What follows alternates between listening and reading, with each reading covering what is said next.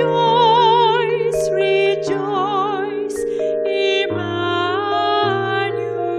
shall come to thee, O Israel. Hi, my name's Jan. The reading today comes from John chapter 11, verses 20 to 36, with a couple of verses edited out for brevity.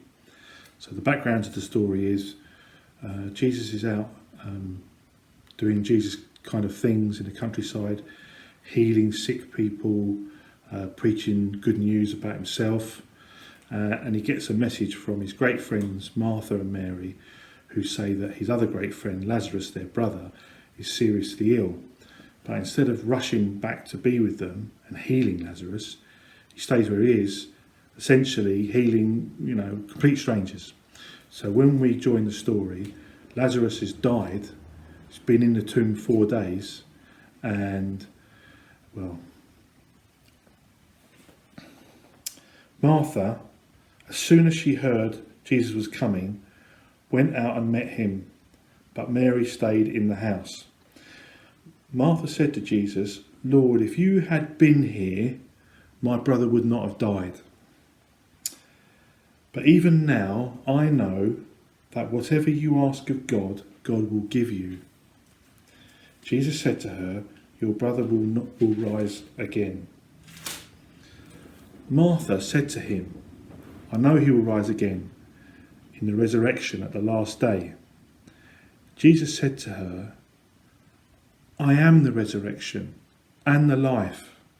Whoever believes in me, though he may die, he shall live. And whoever lives and believes in me shall never die. Do you believe this?" So then we go to Mary. When Mary hears that Jesus is outside, and she rushes out to meet him. Verse 32, "Then when Mary came where Jesus was, and she saw him, she fell down at his feet, saying to him, 'Lord, if you had been here, my brother would not have died.'" Those same words that her sister said. Therefore, when Jesus saw her weeping, and the Jews who had come with her weeping, he groaned in his spirit and was troubled. And he said, "Where have you laid him?" They said to him, "Lord, come and see." Jesus wept, and then the Jews said, "See how he loved him." So I've got a couple of thoughts on this. Firstly, there's a very well-known saying in legal circles, which is so famous you probably would have heard of it, that justice delayed is justice denied. Well, that's a lawyer's saying, it's not God's saying. God delivers his justice in his own time, but he always does deliver justice. But it's not for us to demand when he is to do things. We have to accept that he knows best.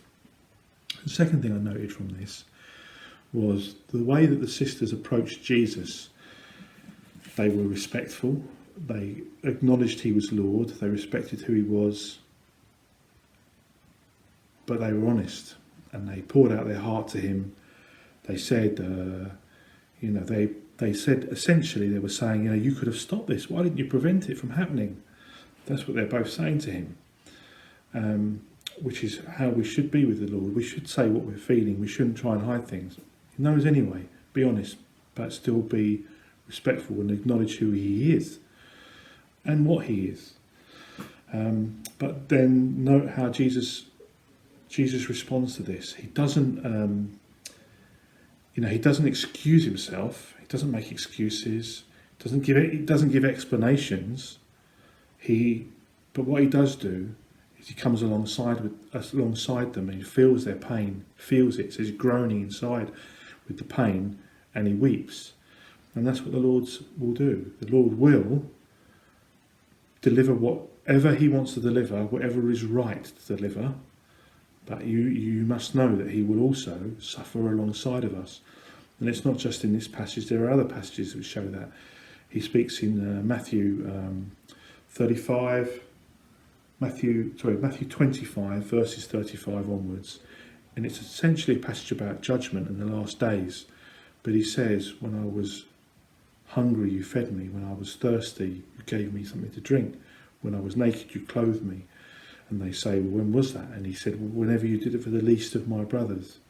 So we see in this passage, although it's about judgment, it's also Jesus saying that when we are suffering, he is suffering as well. And that's the God we worship, that's the God we love, and that's the God who loves us